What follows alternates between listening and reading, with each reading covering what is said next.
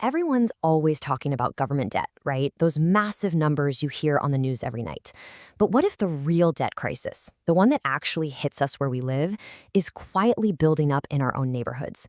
Today, we're going to uncover the debt crisis that's been hiding in plain sight. Yeah, we're not talking about national deficits today. Nope. We're talking about the money regular people owe.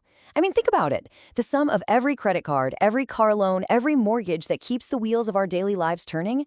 This is a story about Main Street, not Wall Street. So what's really the difference here? Well, let's use an analogy. Think of government debt like a huge storm way out on the high seas.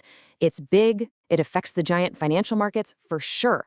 But consumer debt, that's a flood rising right in your own neighborhood. It's personal, and you feel the damage right inside your own home. And let me tell you, that flood is getting dangerously high. As of the first quarter of 2025, total household debt in the U.S. shot past a mind-boggling $18.2 trillion. And that's not just some abstract number. It is the highest level ever recorded, and it touches nearly every single family in America. Okay, so where is all this debt actually coming from? Let's start with the most common and maybe the riskiest form, the plastic that's sitting in our wallets, and this new kind of invisible debt that comes right along with it.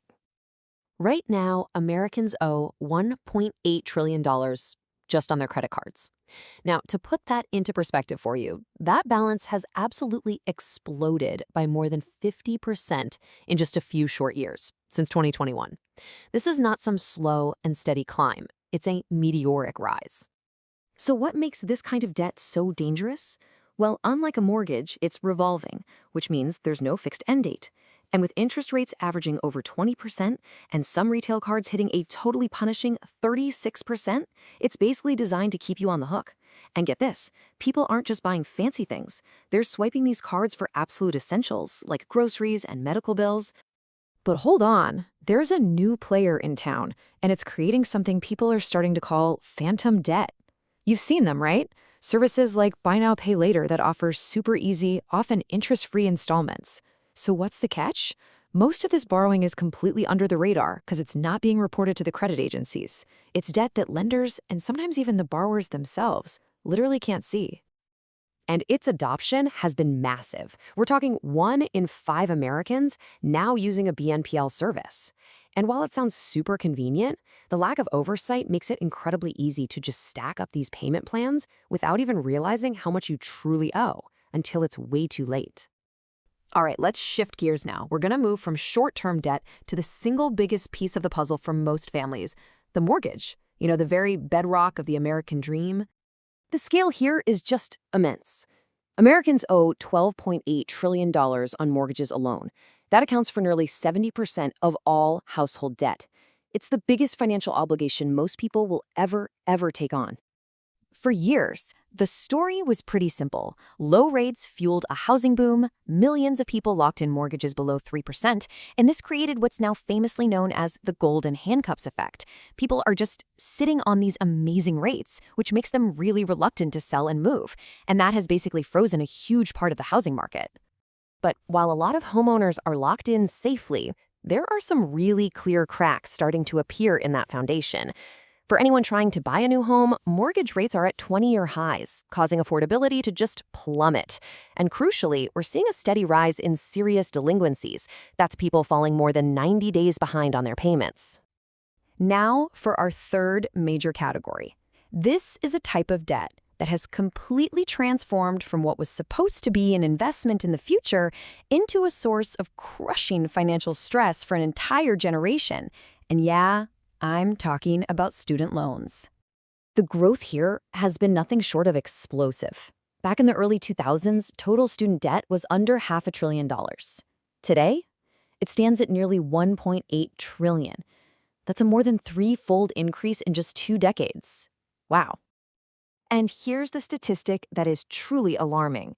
Since the payments were restarted after that long pandemic pause, more than 1 in 5 federal borrowers, that's over 20%, are now seriously delinquent.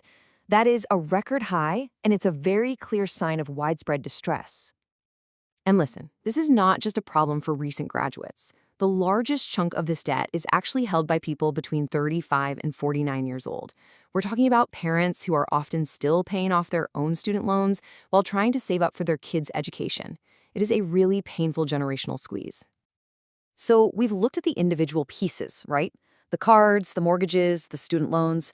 Now let's zoom out and really connect the dots to see how all this pressure on individual households becomes a major drag on the entire US economy.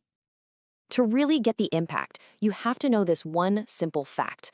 Consumer spending is the engine of the American economy. It makes up nearly 70% of our entire GDP. So when people are out there spending, the economy grows. But what happens when all this debt gets in the way? Well, it creates this negative chain reaction. It's pretty straightforward. First, households have to put more and more of their income toward just covering interest payments. That leaves less money for everything else. Going to restaurants, shopping, traveling. And the result is a direct hit to businesses and ultimately slower economic growth for all of us. And this right here is the key takeaway. We're not necessarily looking at some dramatic 2008-style bubble that's just waiting to burst. No. Instead, you should think of this as a slow, relentless squeeze, a constant pressure that just drains the financial resilience from households and drags down our whole economic potential. So the real question isn't about trying to predict some sudden crash. It's about understanding this ongoing pressure. How long can households and the broader economy that completely depends on them continue to function under the weight of this relentless squeeze? That's the question we should be asking. If you want to dig deeper into all these numbers, you can find a link to the original analysis right down in the description. And hey, if you found this explainer valuable, it would mean a lot if you'd like, share, and subscribe for more insights. You can find us, the What Bitcoin Taught Me podcast, on pretty much all the major platforms: Twitter/X, Nostr, Blue Sky, Threads, Instagram, Facebook, LinkedIn, Spotify, and now on YouTube too. Thanks so much for joining.